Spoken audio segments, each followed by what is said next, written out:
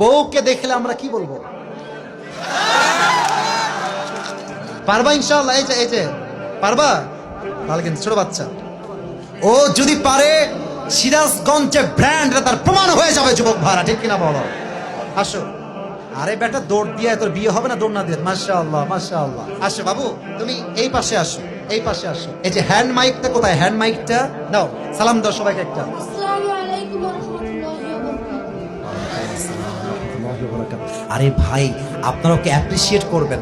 ও যখনই উত্তর দিয়ে দিবে, 1 নাম্বার নিয়ম, আপনারা সবাই মিলে বাঘের মতো বাঘের কণ্ঠে বলবেন। বলেন সবাই মারহাবা। আরেকবার বলেন সবাই মারহাবা। এই পিচ্চিকে আমরা ওয়েলকাম জানাই।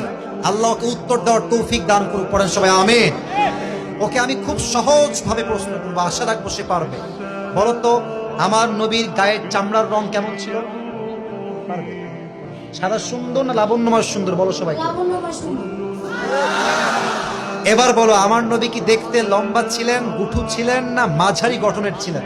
মাঝারি গঠন। আল্লাহ বলেন সবাই মারহাবা। এবার বলো, আমার নবীর চেহারায় দাড়ি কি ছোট ছিল না চাপ দাড়ি ছিল? চাপদারি। আপনারা বলেন ও পারবে। ওর গায়ের শক্তি বলছে সিরাজগঞ্জের যুবকরা, বাচ্চারা একটা বাঘের বাচ্চা এরা। এবার তুমি একটু বুঝে শুনে উত্তর দাও। নবীর চুলের যে কাটিংটা ছিল, কাটিং এর নাম কি ছিল? আরে বলেন সবাই মারহাবা। এবার বলো তো, নবীর হাতের তালু কেমন ছিল? নবীর হাতের তালুটা এটা কি শক্ত ছিল না মুলায়ম ছিল? মুলায়ম ছিল। ওকে অপশন দিলে যে রাইট অপশন সেটাই সে চুজ করছে। বলেন সবাই মারহাবা। 1 নাম্বার সে পাস, 1 নাম্বার সাবজেক্ট শেষ। 2 নাম্বার বলো তো, আমার নবীর সম্মান আল্লাহ বোঝাবার জন্য যখন মালাকুল মউত নবীর কাছে আসলেন, নবীর রূহ কি এসেই কবজ করলেন, নবীর কাছে পারমিশন চাইলেন? পারমিশন চাই। বলেন সবাই মারহাবা। আচ্ছা বলো তো, নবীর আদর্শের ক্ষেত্রে নবী বাবা হিসেবে যখন ফাতেমাকে বিয়ে দিবেন, ফাতেমার কাছে এসে, এটা ওর জন্য বোঝা একটু কষ্টকর, তাই বোঝাবার স্বার্থে সহজ করছি। বাবা হিসেবে ফাতেমার কাছে এসে নবীজি কি বললেন বিয়ের ব্যাপারে?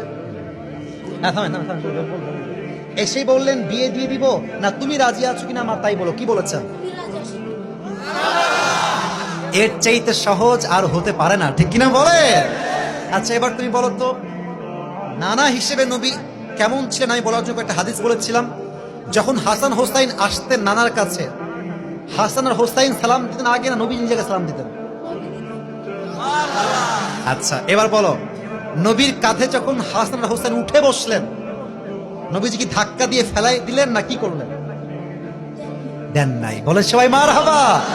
তাহলে বাচ্চারা মসজিদে আসলে আমরা কি তাড়ায় দিব না আদর করব? কি করব? ও নিজেই বাচ্চা। বলেন সবাই মারহাবা।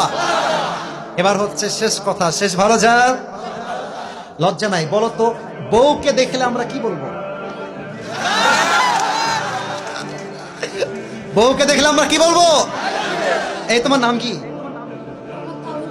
তাওহীদ ইসলাম। ইসলামের একত্ববাদ যে প্রমাণ করে, সে প্রমাণ করেছে আগামীতে ইসলামের জন্য এই কাজ করবে, ঠিক কিনা বলে?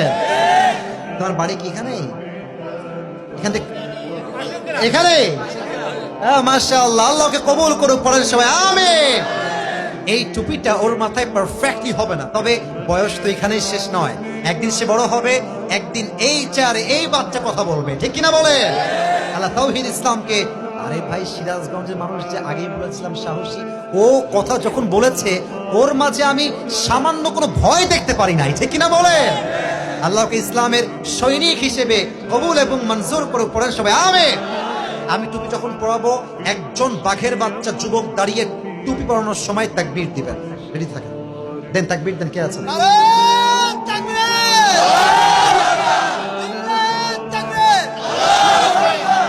সুন্দর লাগছে না মাসটা দেখতে?